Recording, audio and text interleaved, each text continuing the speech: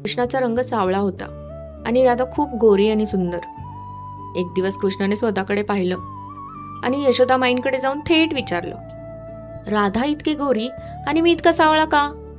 यशोदामाई हसल्या आणि प्रेमाने म्हणाल्या, कान्हा, तुला जर तिचा रंग बदलायचा असेल तर जा, तिच्या गालावर रंग लाव.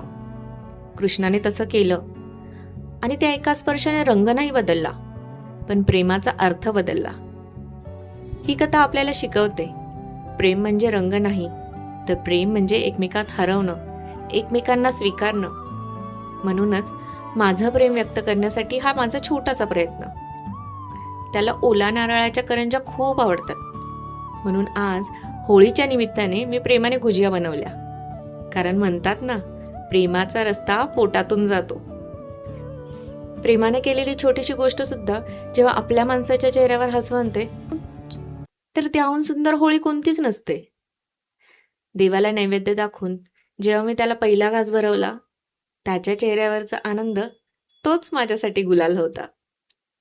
कारण माझ्यासाठी प्रेम व्यक्त करण्याची भाषा रंग नाही, तर त्याच्या चेहऱ्यावरचा हाच तो आनंद आहे.